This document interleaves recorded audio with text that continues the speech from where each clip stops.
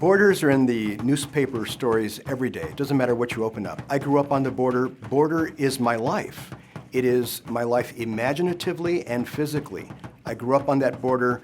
Borders are what join us, is my take, not what separates us. Being recognized by the National Endowment for the Arts has been a really wonderful experience for me. I'm a child of the NEA. In 1979, I got an NEA grant. It allowed me to buy a car. I was then able to join the Poets in the Schools program and travel the distances of this state, not just of work I wanted to do, but physical geography as well.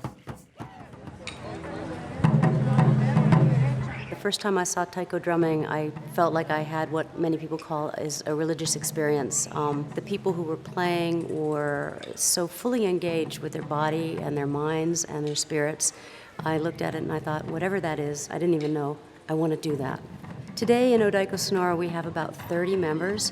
There's about 10 youth members between the ages of 8 and 14, and then all the other members are anywhere from 15 to 72. The Arizona Commission on the Arts, I've been involved in the arts for many years, and one thing I can always say is we have an incredible arts commission in this state. Rhythm Industry Performance Factory is dedicated to loud, large art forms, because those are the ones that are hard to find homes for.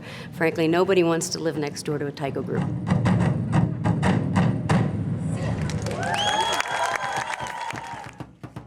An artist, in some cases, creates value from something which is literally nothing. Whether it's a poet who just puts words on a page and creates something from thin air, whether it's a painter that takes a blank canvas and creates something of great worth, whether it's a performing artist who goes into a theater space and creates something magical out of human bodies and sounds and light.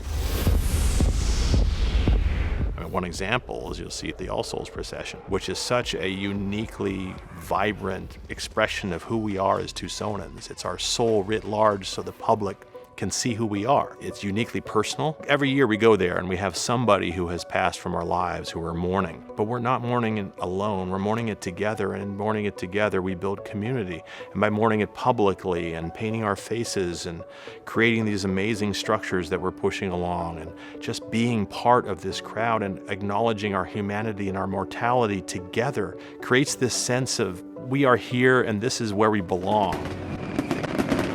Sometimes life takes strange detours. I would say that my connection between being a public artist and being a politician isn't necessarily a detour, but they're pretty parallel. When you're in politics and when you're in public art, you need to demonstrate your ideas and sell your ideas to the public. When you're competing very hard to get elected, it's the same as competing very hard to get a commission. I'm very grateful that the NEA has a lot of specific grants that honor the regional differences we have in this country.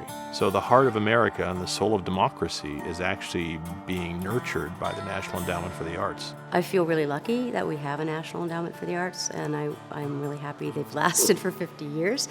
I'd like to wish them a very happy 50th and hope that they're here for hundreds and hundreds of years more.